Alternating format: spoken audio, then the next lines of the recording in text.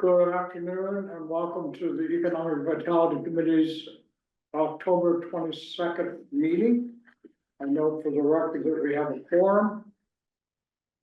The first order of business is approval of minutes from September 17th, which I distributed along with the agenda, thanks to Mimi.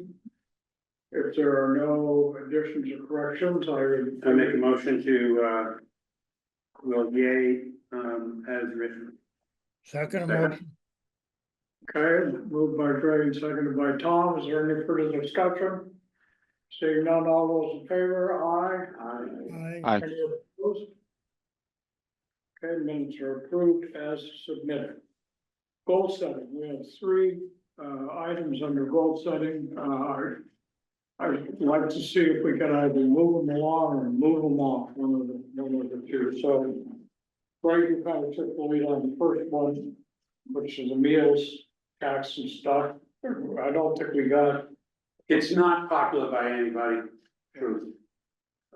It's what's the gain and what could be the potential? I mean, just get permission to up it by a quarter. I know it's not much. Mary was on last round. Yeah, she's around the country. But, you know, if you keep taking my coffee, I won't have any coffee. It's only a cup of coffee. So the recommendation is we're not gonna pursue this. That would be my recommendation. I mean, I'm one, but I just don't see the business community supporting that. And it was, as I recall, relatively small, It's 0.25% for the meals tax and 1% for the hotel tax. but upping them, the result was relatively small number. Yeah, it was like 150,000. Any other comments? Well, I met with, two restaurants in town, food service restaurants, and they were, they don't want to move forward with it. I can speak on their behalf. Yeah, and I think the hotels have problems in, they have to compete with Lexington and all these other towns. Businesses make decisions where they put their people, you know? I think there should be more effort to constrain the budget so it stays within the revenue we're raising now. There's an idea, Steve. Steve, could you say what you said again, please? I think there should be more effort to constrain the budget to live within the tax we're raising now in the real estate.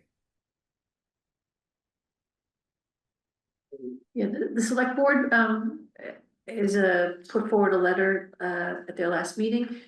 From their perspective, it's like it just provides a local option. It doesn't necessarily mean that Concord's gonna do anything. It's really just about statewide. So they sort of felt like it's always good to allow tools for municipalities, whether they use them or not. And their letter was in support of the local option. Yeah. So do we want to have a formal position, or do we just want to drop this and move on, or what's your pleasure?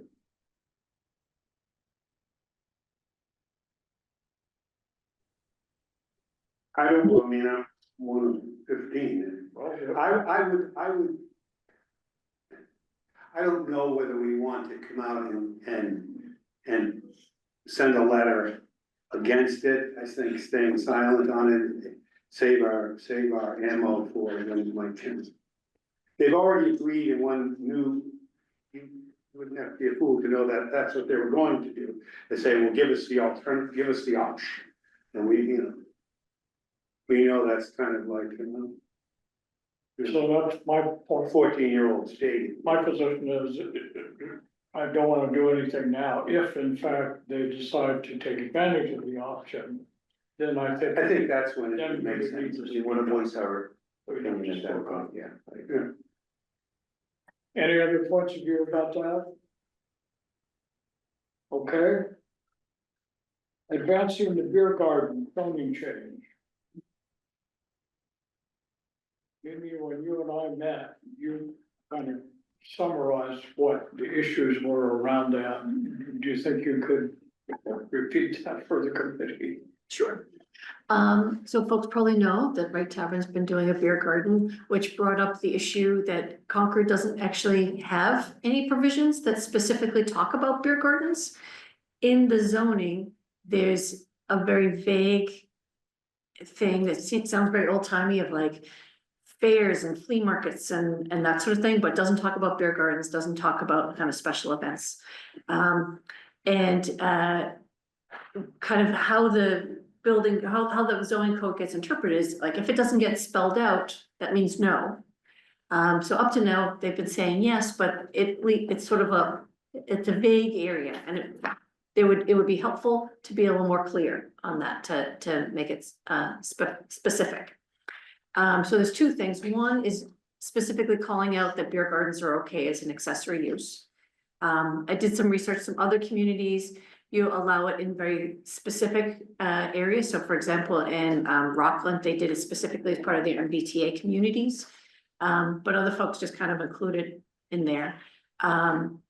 There's also within Concord's regulations that anything that's sort of a business use that's not otherwise permitted, like inside the building, has to go for a special permit.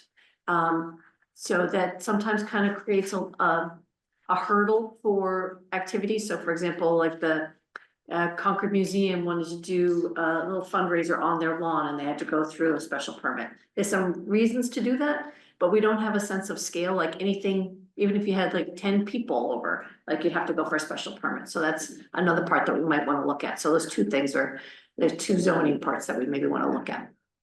The other part for beer gardens is about the licensing, and that's through the select board, but that's already handled through the one-day permits.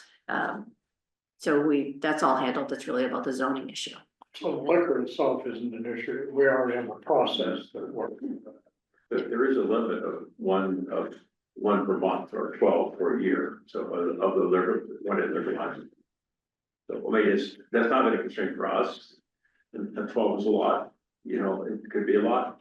And that's the only thing I think of it, and I think it probably makes sense to do that because otherwise one could just set up a full-time operation outside during the good months, in the summer months, and then that may not be what the town wants. How do we define beer garden? What does that mean? So Lots of generally beer. how a beer garden, there's like specific things that are about it, that it's typically outside, that you have to have a certain parameter around it. It has to be from a licensed purveyor, so that it can't just be, anybody can set up a beer garden. It has, and there's like rather complicated things around that. So you probably know, like if you do a one-day license, you can't just go to the package store to get your alcohol. Right. You have to kind of have a proper person doing it. There needs to be some oversight by somebody being tip certified. There's a whole bunch of like regulations that kick in. But that's all, I'm trying to see why I have nothing against the beer garden. So I don't wanna be, I'm not against this at all, but zoning it gets squirrely sometimes. And, let's have a beer garden and then can it be by a profit concern? So we can put in whatever, right now, there's no definition in Concord zoning for it. There exist definitions in other places about what it entails. So there's two things about the beer garden, is one about whether that use is allowed, and then the specific license to do it. So under the liquor licensing, that's where the provisions of like nonprofit, for-profit, Okay. beer and wine, all alcohol. Police detail, fencing around the property, all Yeah. that stuff, control. Control of the alcohol. Right. Yeah. So this would get. This is planning board, right? We go through the zoning board of appeals. But No, it was a bylaw or both of these? if it's that's who the special permit for the provision. Correct. But it Well, would be a no, that's, zoning if change. that's what the bylaw says, the bylaw may say you can have it by right. So it's a planning, it's gonna be brought up by the planning board and For zoning. it's in that's where all this is gonna get ironed out. Yeah, so this sounds a little bit like the tax thing. Well, we just said, we didn't want us to work, but I'm in favor of it. But Tom, you've done them. Is it a pain to do it? I mean, not, I just lots of The pain. first time it was, but the fifth time it's not. The people have been wonderfully cooperative. And we just made, we use a whole series of things you have to go through. Have to have a water station, you have a police permit, you have to have, fencing around the place, the perimeters and, all that. So it's not, once you know the rules, they're pretty easy to follow, and people have been very supportive of us doing it,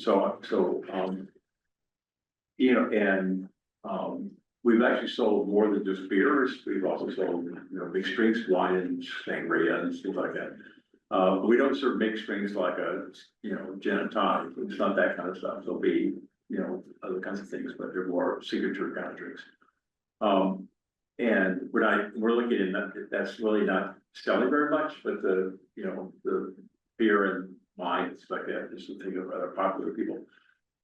And the thing what it does, which is interesting, is that there was a young woman came up to me and said, "This is my happy place." And I said, "Why? That's really happy, I'm pleased." And she says, "Well, I can bring my kids, they can run around. I know they're gonna stay within the fenced in area. So I can kind of keep an eye on them, and I can sit and drink and have conversation with my friends." And so it was like what she was describing to me was a real sense of a community that was really that, I'm a young person, I don't see my friends that much and kids and stuff, and, it's a real mixed generation thing. There are lots of people there from all different ages and sizes and stuff. And so it was a really, it's been, I think it's taking a life of its own, why it's been so popular, because it's more of a community space. We have to be a really good location in terms of being very open and very visible and all that. And so part of me, the intent is that I see of this kind of effort is that it's helping to build a community, helping to build a sense of vibrancy in the community. And in the sense that people can come out during the summer and spring and good weather days, and there's things happening. I know that they talk about doing things like that at West Concord, and Ben Elliott did some kind of thing when he was celebrating one anniversary for his company, and in front of it where the guitar museum may ultimately be. So, there's been talk about having some things like that around. And so I think that they're catching on, not because they're a place to drink beer, but it's a place for community events, things are happening in the space. And that's where I think it's adding a lot of real interest and value. People coming through, remember people who are not from Concord, who are passing through and they go, "Oh, what's this?" And they come in and they get excited about it. So that's all part of the thing which I think is important to be done. If we were to do a beer garden ordinance, it reminds me a little bit of the food truck ordinance. Yeah. Where it's like, it can be done, but it's not really complicated, and you're kind of having to shoehorn things in, and beer gardens are kind of similar to that, where Yeah. it's not a clear path, we're not making it easy and clear of like, this is how you can do it. Right. That would be nice to have. Maybe it's worthwhile to kind of bifurcate the intent, permanent versus kind of temporary defined by, 1 day, 2 days, whatever. Well, if it's permanent, it's then considered outdoor dining, and Yeah. that's a category. It's covered already. Okay. Well, the issue is whether we should urge the planning board to at least investigate and promulgate some regulations if they find, and they'll take it to hearing and all that sort of jazz, yeah?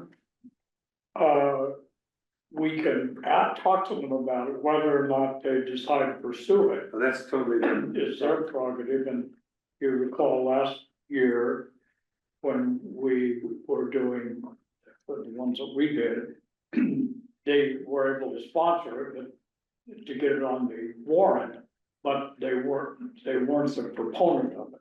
We were. Correct. So they enabled it for us, as opposed to items that they were driving themselves. And this will be brought up in the same. Well, if we want to Are pursue we it, gonna go and ask them to first step, to do it, or are we gonna come as proponents and do the hearing ourselves? my preference would be to go to them and say, here, we think this is an issue. we think you should address it and come up with a article that changes zoning I agree. to accomplish these I things, agree. and they can say, Scratch. no thanks. Yeah. Or, yeah, it's a great idea, we'll take it up. I think we can anticipate that if it's not already on there, they're Right. pretty strict on their goals of like, Correct. this is what we're doing this year. If it's not already on the list. They're likely to have the same approach to it that they took to the zoning articles. They weren't antagonistic to it. And ultimately they supported both of them, and both of them passed, but. For me, I guess. When I think of zoning.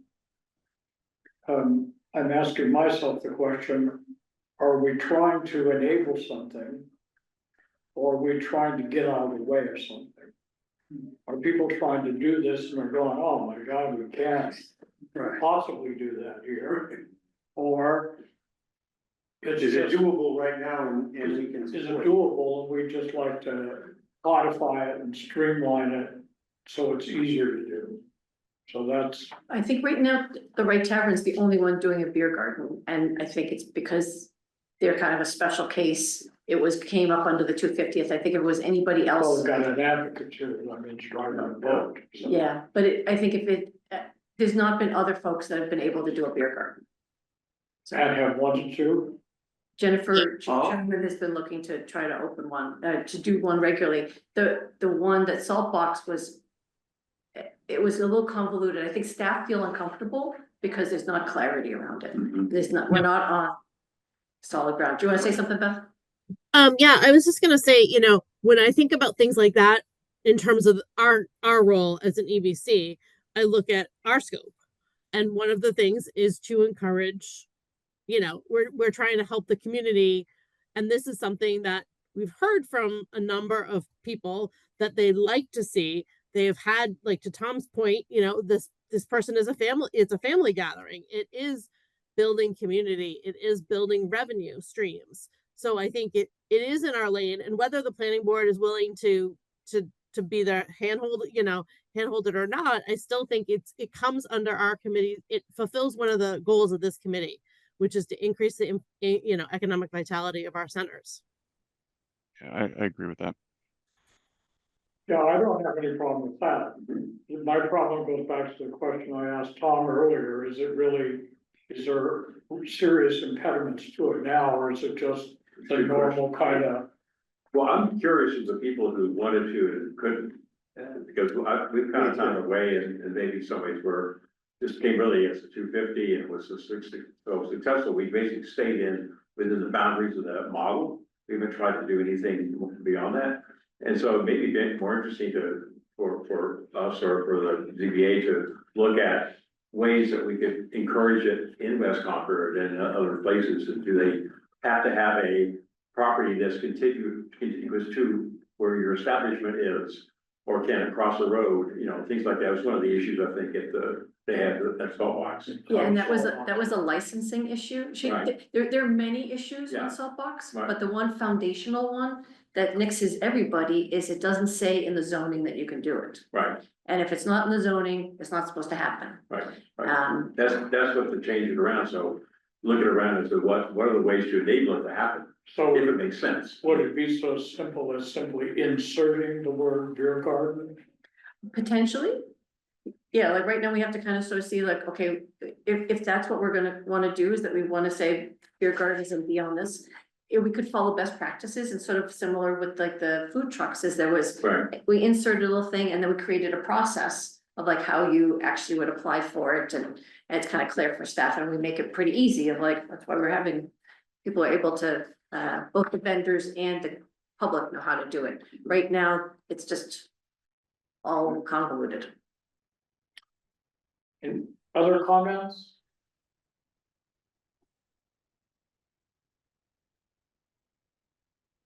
Well, the issue, you brought it up, is the issue that we're carrying it, or is it that we're suggesting?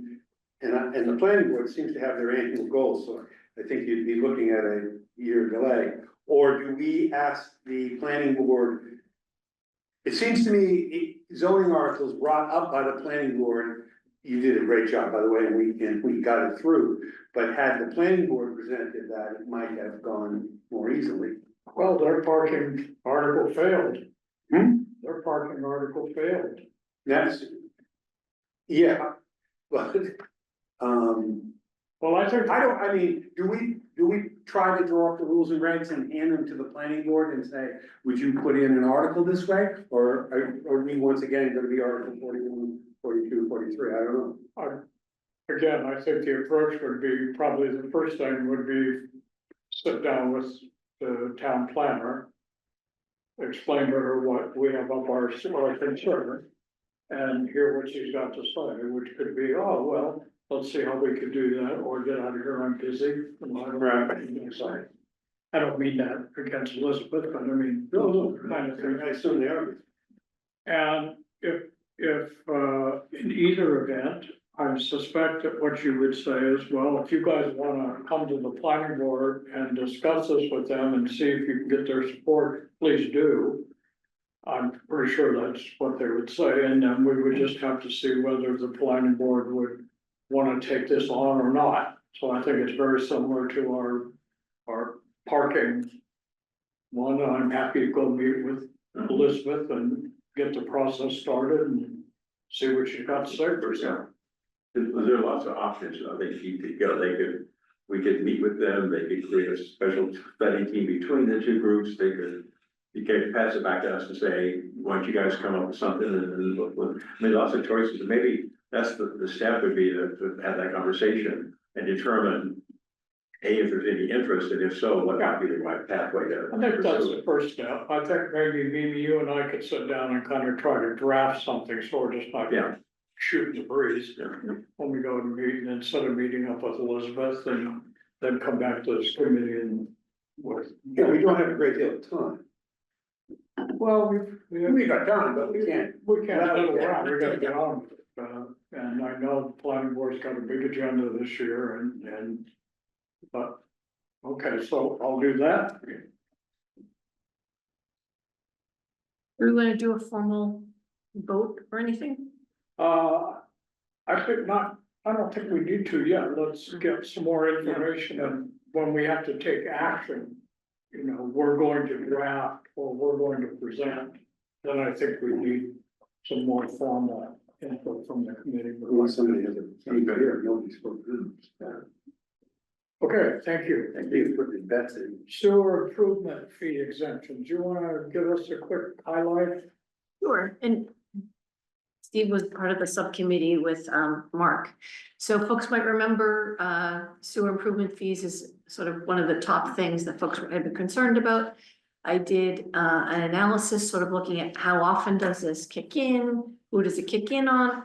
And it generally happens when there's a change of use or some new construction. And the Public Works basically instituted the fee for two purposes. One, to rebuild existing infrastructure to make it more efficient, with the goal of keeping our threshold, keeping us under the threshold number that we needed for what was being expelled by the sewage treatment plant. And the other one is to be a disincentive for people putting a burden and logging, putting more into the system.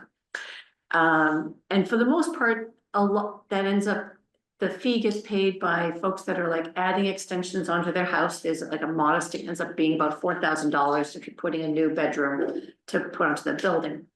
But for commercial spaces, it kicks in and it gets rather complicated, especially in multi-tenant buildings, when it's going from a retail spot to a food business, that in particular, or from retail to a hair salon.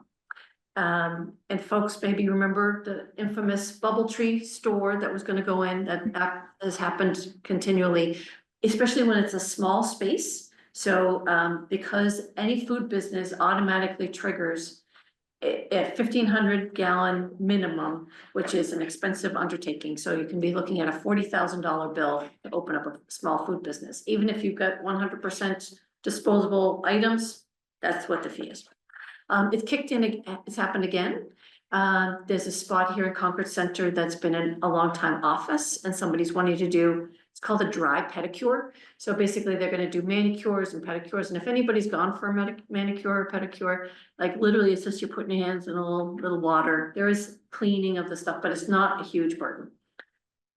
These folks didn't know about needing to go for their sewer improvement fee, so they're basically looking at, all they're doing is taking up the floor, up the rug and putting on some vinyl flooring. They've done no new plumbing, and they're looking at a $16,000 sewer improvement fee. So it brings up again, the issue of like, you know, there's issues from the public works side of things about fairness, about needing to upgrade systems and things like that. But it does become an issue for a small business like that. So I was working with them and their landlord and kind of did the compromise that the tenant and the landlord is gonna split the fee and they're still gonna be able to open. But one of the suggestions I had was a little bit, there's two things. One, the public works regulations say that the tenants have the option of only paying for the actual water use. So right now, how the fee is calculated is on the estimated water use, which is based on Title V, which is based on septic. And whether you actually ever use that, doesn't matter. This is how it's calculated. So one could be really encouraging that in the future, everybody's just based on actual water use. And the other one is about just waiving it when it's these tiny ones where literally their upgrades to the space is like less than $2,000. About, you know, kind of having a little equity in that. From the public works side of things, they're sort of seeing equity of like, every other business is paying for it, why shouldn't they? But in reality, only like 2 businesses a year are paying for it. And what often happens is the small people just walk away rather than stay. So in the scope of the sewer improvement fee entity, 16,000 isn't gonna make or break public works' sewer system, but it does kind of make or break these tiny little folks. So this is another thing that needs kind of a shepherd if it's something we want to pursue.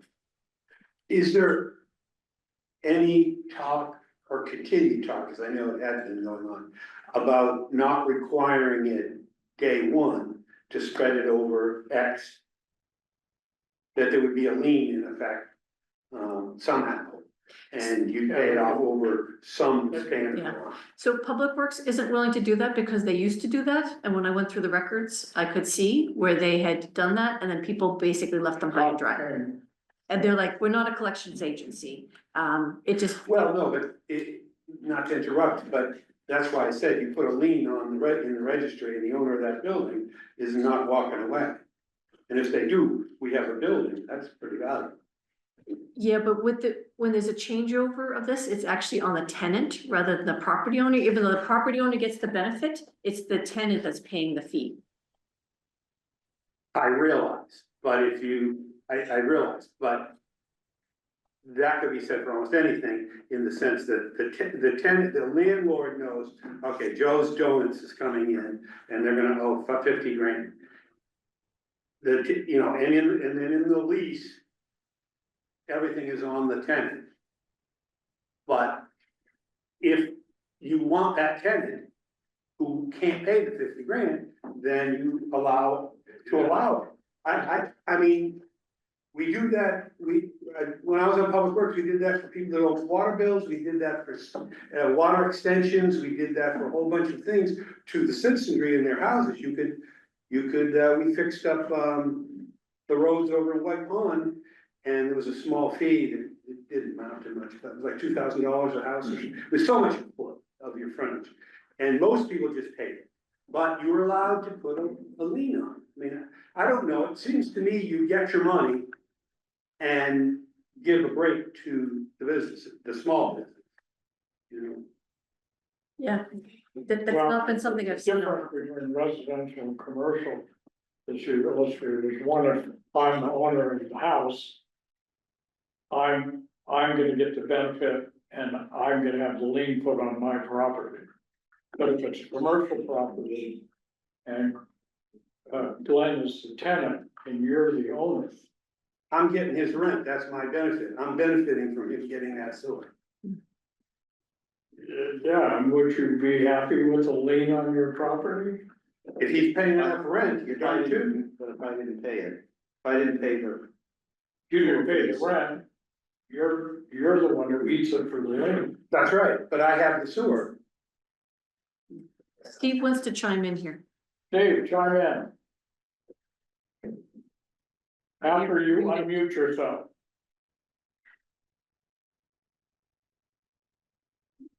There you go. Oh, there you go. Okay? Yeah. You There you know, go. yeah, I've been waiting for a call from Alan Cathcart for 3 days and he just called. I think, well, he'd mentioned some things if we could change the regulators that we might have a better shot at moving more effluent. But that's a longer story I won't get into now, but I do feel that the hookup fee is maybe excessive, but certainly I think it should be based on current use rather than past use. It's my impression that Deborah's Natural Gourmet got taken through the ringer for more than what seemed fair to me. I don't know if there's any recourse on that or not, but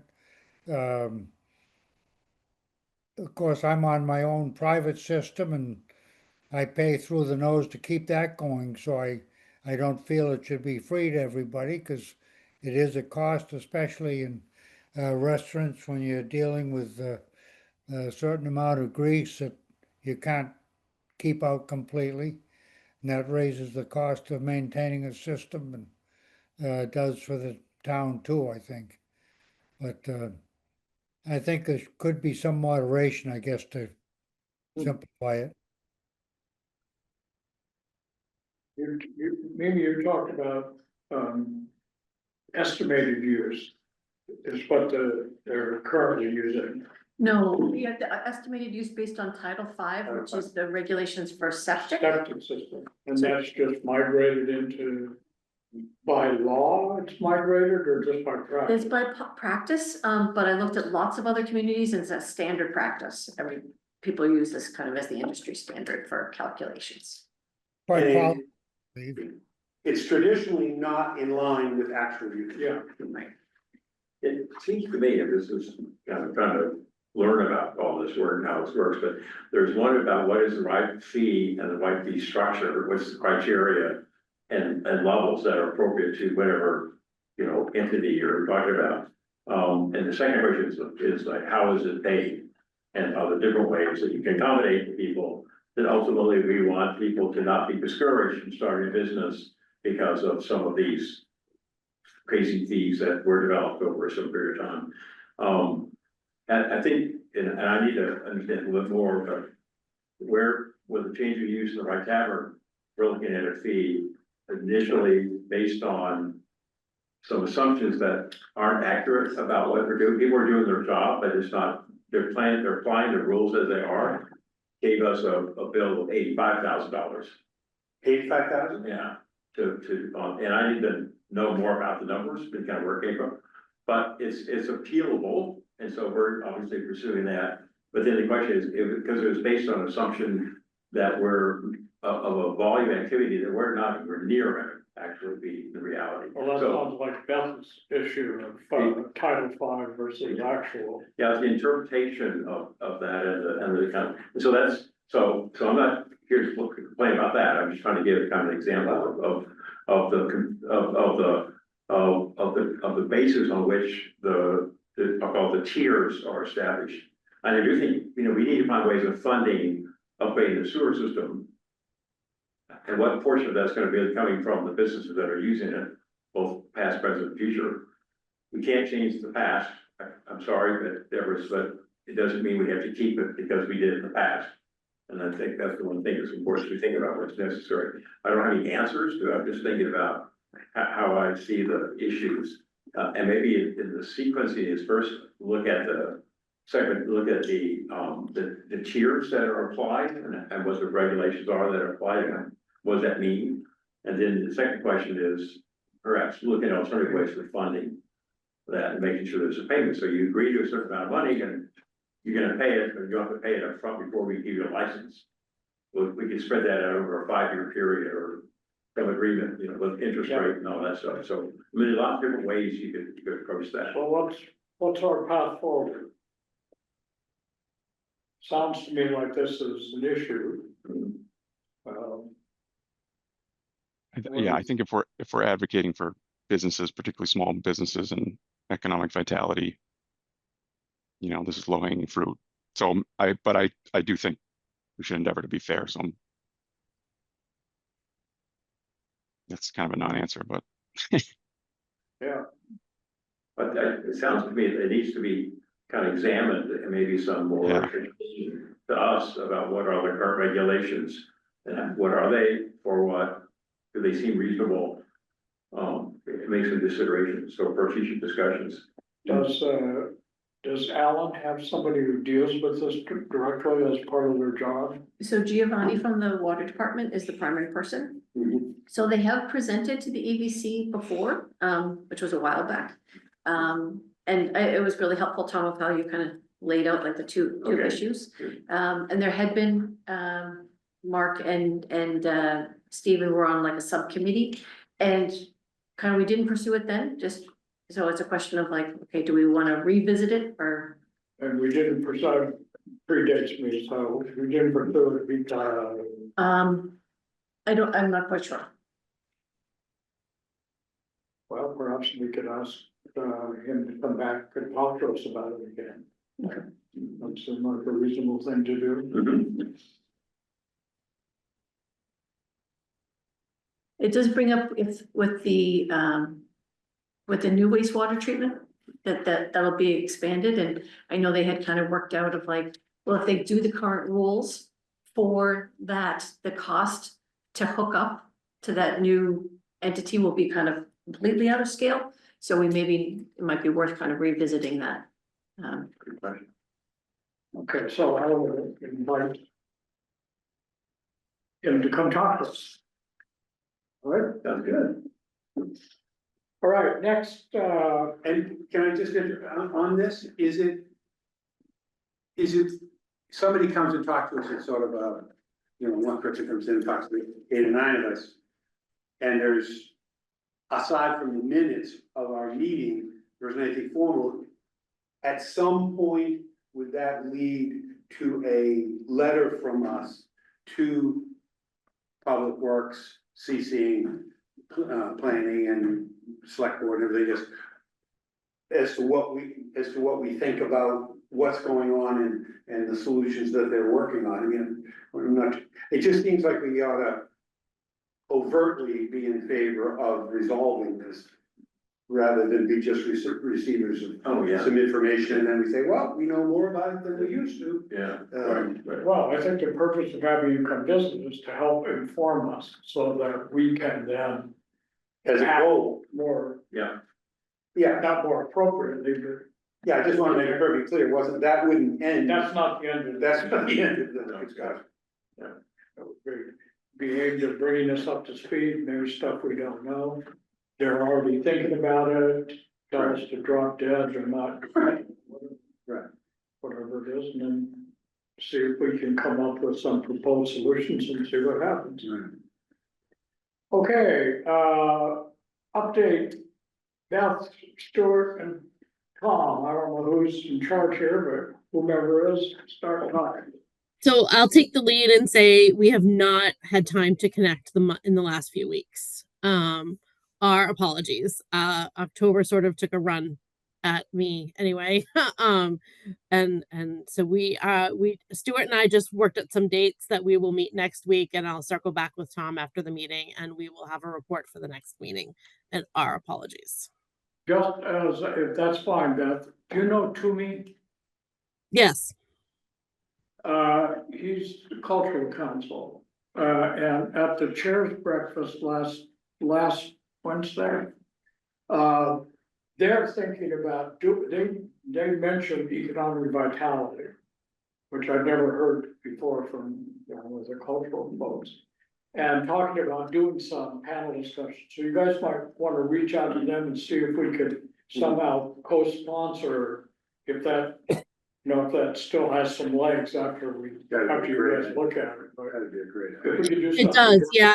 I actually met with Xana Noe, who's working with Mimi and the Cultural District and the Cultural Council today. So she filled me in a lot on what they're working on, and we can certainly do that. I think that makes a lot of sense. That is. All right, thanks very much. Beth, you're up again.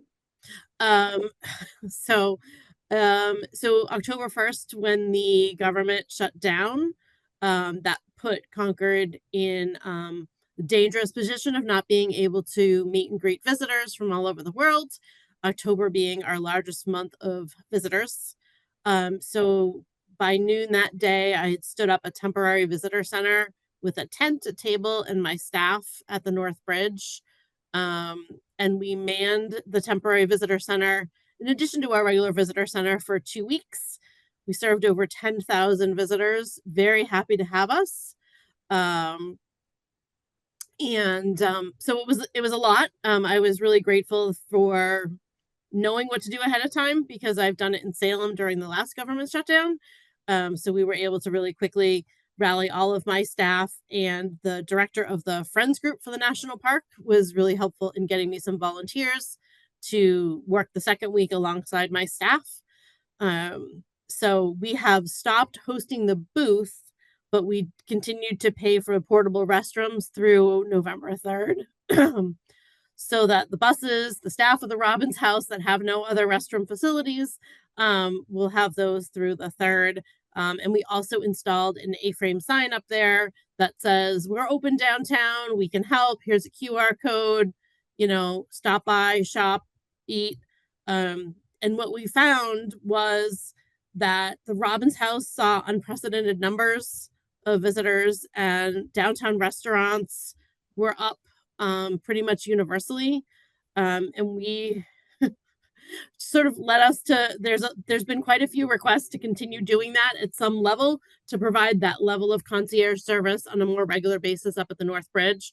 But most of you know there's a 1963 cooperative agreement that dictates the terms of that parking lot and what we can and cannot do, and the role of the town, the role of the Park Service. So that's a way future discussion, but it was really a positive experience. I'm glad we were able to do it. I'm glad we were able to help people. It was exhausting. Our public works team were amazing. Every morning at 6:30 in the morning, they put the tent up, and every afternoon at 3, they took it down for us because it's a 10 by 10 tent, and we couldn't have done it without them. So it was a lot, but it's really exciting. So business is booming, I guess. That's my end statement. Beth, did you, congratulations, I had a number of people comment on how nice it was for the town to have done that, so that was a really positive thing to do. Have you had bus, I don't know how carefully monitored, but have bus companies canceled tours into town? No, a lot of people may have read the Globe article today about the impact of tourism from the tariffs and the government and who's willing to travel here. Fortunately, we have not seen any cancellations of any buses. In fact, there's more than ever. And I think some of that is there's a increase of local traffic, and I mean local and regional. So we're seeing, from Midwest on in East and Canada and Europe. I ran into Cato Anderson today in the parking lot, and he said, there are so many languages being spoken on Main Street today. It's amazing. And I think Concord is just one of those places that people find a way to come to, whether they're visiting friends and family, they're here on business, they're here for higher ed. They're just coming. I look at the sheet. We have people, right? If they don't want to give us their email or phone number, they at least tell us where they live. And the list is incredible. So I guess we're just thanking our lucky stars that people like us more and are willing to travel to us. Great, thank you. Any questions for us? Thank you, Beth. Mimi, Can I share a little video? you can do anything you want. So, No folks dancing probably on the table. know I've been working on the age-friendly business community program. And let's come through. So as part of that, make sure to share sound. I did a video with the team from Luminous Creative, And you'll recognize some familiar faces. And this is we did a sort of two videos, this sort of one that's narrated, one that's a set of interviews, and then we put them together. And so this is going out. The goal is to kind of showcase the toolkit that we created and how businesses in Concord are being more age friendly.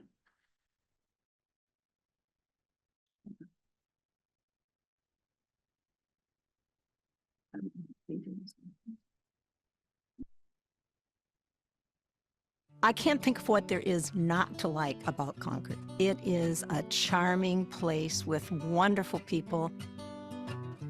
Our idea on being age-friendly, we have a small store, so it's tough to get wheelchairs in and out. Our front steps don't bode well to that, but we're willing to take the time to come to the front door. Even if we can't get you inside, we'll run front door, find what you need, back and forth, ask you the questions, and find what you need. AARP's Livable Communities Initiative was actually started as a collaboration between the World Health Organization and AARP, focused on looking at our communities because the data showed that everyone is aging and we're living longer, healthier lives. With that, we need to make sure our communities are ready for us to age longer. A few years ago, we redesigned the entire museum, all of the galleries, and we certainly had in mind that we wanted it to be accessible and welcoming to everybody, to multi-generational groups. So that means making sure that if you need some sort of walking aid or a wheelchair or a stroller, that you can come into the museum and feel like you can get around and find your way. As a commission, we really want to work with businesses, with owners of buildings, and even better is when they come to us early on in the project and say, will this work? Won't it work? Well, that's what makes a community feel like it's welcoming. The Umbrella was recently renovated in 2019, largely for the purpose of making it a fully accessible, ADA compliant, and more welcoming environment. Everything from our ADA parking to the ground floor access and design to the elevators to the staff training, the pricing structures with discounts for seniors. We're planning to bring arts enrichment to our community, again, from toddler till as long as you can hold a paintbrush. It's really looking at everything that's come forward, what the residents are saying, and using that to achieve a goal of making Concord livable for people of all ages. What we do to be age friendly, number one, number two, number three, it is customer service, customer service, customer service. We are trying to be a place where everyone can walk through our doors and be comfortable. We have bathrooms with wider doors, we have wider aisles, we have more seating. You need to treat each customer as an individual, especially as they get older, and figure out what their needs are and take care of those needs. We do have a couple steps up into the store. We have handrails, and we also are happy to bring books outside to anybody who can't do the stairs. We realize it can be a challenge. We can set up a table and chairs, even a tent in the summer for people outside. Inside the house, the first floor is completely accessible with wheelchairs and walkers. We have films to show things that you might not be able to see if you can't go upstairs. We have a little book with pictures and a guide who will help and answer questions. So we try to make it very welcoming for everyone. At the end of the day, for a business owner, it's really all about, can this business be profitable? And if you exclude because you're not age-friendly, you're not disability-friendly, that's a population that has money to spend. We hope that other organizations in town who haven't undertaken this journey make themselves more accessible because it only helps grow your community.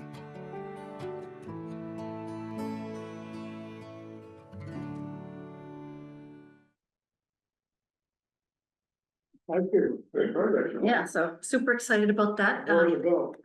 It's going out, it's on Concord's YouTube page. Been putting it out on social media. We're part of this age-friendly network.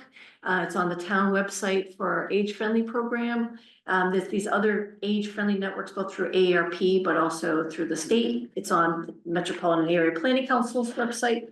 So we're hoping to kind of spread it far and wide. And it kind of also helps to kind of promote Concord for older people to come and visit. So there might be some other opportunities to kind of put it up that way. And Mimi, I just got today, I don't know if you're behind this, but we were ranked 7 most comfortable communities in Massachusetts for seniors on worldatlas.com. Did you get this? No, that's Yeah. awesome. It's worldatlas.com. And it just popped up on my iPad this morning. So Well, I wonder if our video had something to do with it. That's great. Yes. I don't know if I worked that fast. Well, thanks for letting me know that. Claim it anyway. Yeah. Yeah. Some other things to let people know about is, third Thursdays, we tried, but it just kind of didn't catch fire. The Right Tavern did an amazing job with their non-alcoholic beer tasting. That was probably one of the biggest highlights of the summer. But just attendance, especially once the days got shorter, it was just declining, and some of the businesses were unable to participate. So, we still have funding allocated that I got from the Concord Center Cultural District. So we're going to shoot the moon and leverage some things that are already happening. So the first Saturday of December, we're going to do the Jingle and Mingle event. And we'll be boosting the craft market that's already happening at the Umbrella, the book sale at the library. There's a Concord Museum's doing some stuff. So there's already some things happening. Everybody's already going to be open. So we're just going to boost, that's what's going to be happening. And then in terms of food businesses, we had a meeting of all the food entities in Concord, anybody that's got a food permit. And I had worked with them earlier before the 250th for all the food servers go to training. So the folks that were like the manager in charge. And I've got a little smidgen of funding left for that. So folks had talked that they wanted to have a food handler certification, which is still a day-long training, but it's really for the folks that aren't necessarily in charge, but are like actually doing the work. So I'm trying to get some prices to be able to offer that. And if it's not through that, sort of find some other ways on doing so. So that's kind of the big highlights. Have you already meet with did you already meet with the food folks? Yeah, I partner with the health department and we do it at the same time. Did any other issues come up that are on their mind? What's the issues? Not really. There's been a lot of turnover in the health department. So there's some new inspectors coming on. That was one. But yeah, there wasn't any kind of hot thing at the moment. No, not that I remember. You send out your bulletin once a month, which I think is great. How many folks get that? About 820. It's Yeah, so I'm often trying to get more subscribers. yeah, how do we get more subscribers? So I am putting a lot into the town manager's communications office now is doing a notice, so I'm kind of feeding stuff there as well. I often, anytime I get people's emails, I've got it on the bottom of my signature. I try to put it out through the world. I'm going to try to some organizations, so like the partnership, the chamber. When new businesses come on to add it to that, yeah, I'm looking to figure out how to expand it, because I do feel like it's kind of, even though it's business oriented, it's kind of interesting for everybody. I think it's really interesting. Yeah. All right, thank you, Mimi. Is there any public comments? There's no public here, so you'll have to comment. So our next meeting.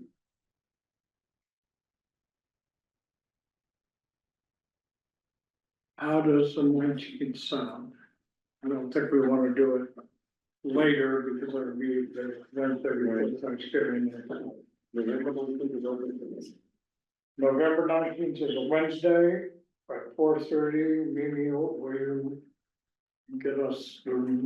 Yeah, one thing folks should know for the 19th is that that's the day of the Stantec. So there's a multi-mobility strategic plan for the town that's been underway for a while and kind of got paused. That's their big outreach day. They're doing a session in the morning and another session, I believe, that starts at 6 o'clock. That's going to be over at Harvey Wheeler, and they're basically, this is the day to kind of give public input. So they're looking at all the different ways that Concord gets around. It's initiated out of the planning office that they're partnering with the Transportation Advisory Committee, and they're hoping to dovetail with the work that Public Works has been doing around what things get prioritization for capital projects. So if we end at 5:30, then people can head over to 6 for that. Okay. And that works, folks? and Yeah. that is- Yeah, works. Okay, I sure thank you all for coming. I would entertain a Motion to adjourn? Second? Second by Glenn, all those in favor? All Aye. those opposed? Thank you all very much. I look forward to seeing Thank you. you Yeah, on the thank you. 19th.